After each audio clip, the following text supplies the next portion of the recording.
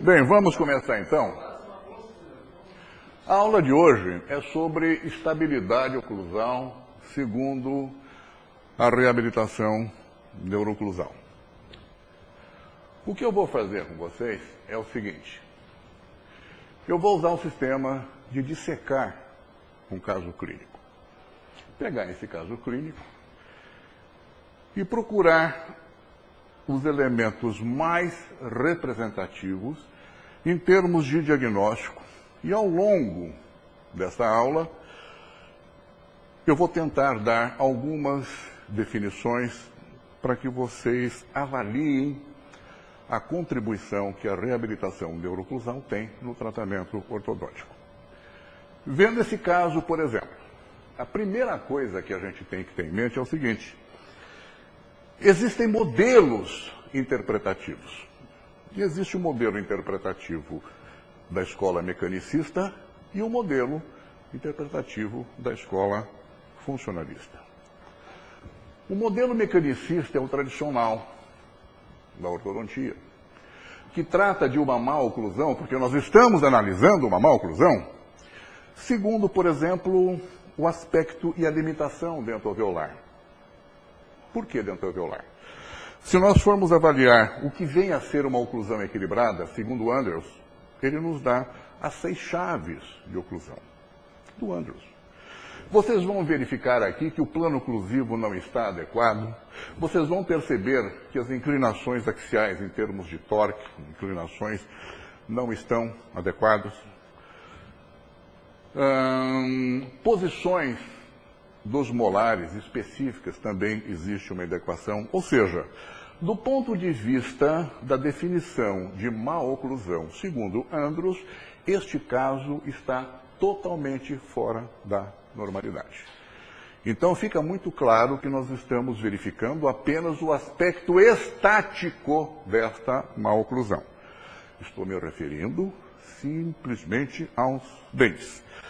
E já existe um outro tipo de enfoque da escola funcionalista, que vai procurar verificar as causas, dando para a definição de oclusão uma outra conotação, um outro enfoque, um outro viés, que seria de uma má oclusão, nada mais é do que uma displasia ou deformidade óssea causada por uma alteração no padrão de crescimento com uma ausência de crescimento compensatório. Portanto, vocês já perceberam que nós escapamos da área dentária para nos situarmos na região do sistema, porque o sistema pressupõe a existência de elementos constituintes. Sistema dentoalveolar, muscular, ósseo, nervoso e assim por diante. E nós vamos dissecar esse caso segundo este ponto de vista. Do ponto de vista mecanicista, o que nós poderíamos fazer? Se eu vejo um caso como esse, é visível uma discrepância de bases ósseas, uma relação molar e uma relação canino de classe 2. E o que eu poderia pensar? Poderia pensar, por exemplo, extrações dos 2 premolares. Retração do canino, numa primeira etapa, se nós formos pensar no marco segmentado de Ricketts, e posteriormente o região anterior, ou alinhamento, nivelamento com arco contínuo, retrações em massa. Se nós quisermos ser mais ainda corretos em relação a contatos dentários, poderíamos até extrair os segundos premolares, perder a ancoragem dos molares inferiores para dar uma relação molar de classe 1. Mas veja, é uma preocupação voltada apenas aos dentes. Está errado fazer isso? Eu não diria que está errado. Às vezes nós não temos outra alternativa, o paciente não se submete a outro tipo de terapia, a não ser que nós sejamos levados a fazer isso. Poderíamos harmonizar. Isso é uma característica normal da ortodontia. Por outro lado, vamos verificar qual seria uma visão, tendo em vista outros detalhes que nós vamos pensando ao longo dessa aula. Aqui estão os modelos em que torna bem visível essa discrepância de ordem sagital. Veremos que também de ordem vertical, com perda de espaço oral funcional, né?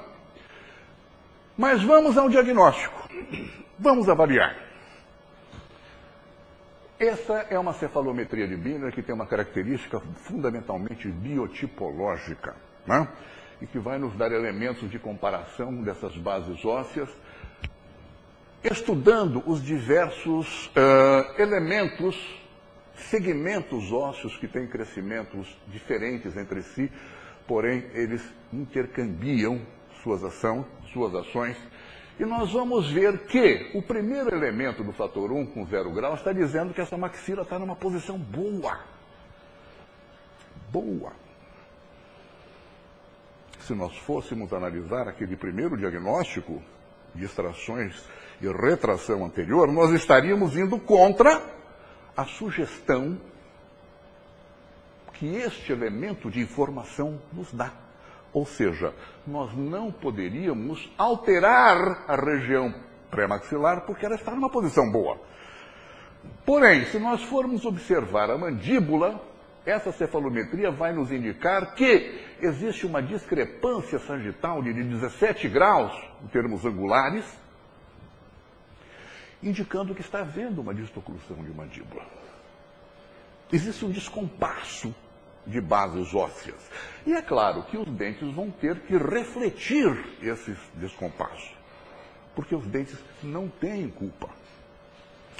Se nós formos atentar para outros detalhes que essa fonte de informação importantíssima nos dá, é um fator 6 poste, indicando uma retrusão de mandíbula. E se formos lançar mão também da cefalometria de Ricketts, ele vai nos dar exatamente o mesmo tipo de informação. Com uma maxila bem posicionada, com uma profundidade maxilar de 90 graus, e uma profundidade facial de 83, indicando uma distoclusão de mandíbula. Claro, indo aquém do ponto A, gerando esses 6 graus de discrepância anterior que vocês estão vendo. O eixo, longo eixo, está muito bom, mas todas essas informações nos levam, gritam que o problema reside na base óssea e os dentes seriam apenas consequência. Não? Muito bem. Gente, nós podemos dividir então o sistema estomatognático em 2 tipos. O sistema estomatognático sadio e o sistema estomatognático degenerado. Esse sistema degenerado é normalmente o que frequenta o nosso consultório. Os sadios, isso daí já nos passa ao largo. Não? Muito bem. E nesse sistema degenerado, referindo-me a sistema, eu estou me referindo à base óssea, eu estou me referindo a relacionamento dessas bases ósseas, displasias musculares, ósseas e musculares, articulares, e assim por diante, que vocês vão ver com particularidade aqui, certo? Então nós temos diversos exemplos de crescimentos alterados, sistemas com padrão de crescimento, que eu diria, degenerado. Mandíbula bem posicionada com maxila retroposicionada, maxila e mandíbulas retroposicionadas, maxilas e mandíbulas adiantadas, né? Então, o caso deste menino, que nós estamos analisando, situa-se neste ponto, certo? Uma maxila bem posicionada com uma mandíbula em retrusão. E precisamos, para corrigir de uma maneira adequada, atacando o problema do ponto de vista de sistema, essa posição, maxila e mandíbula em boa posição. É possível? Eu estou aqui para lhes mostrar que sim, É possível. É possível.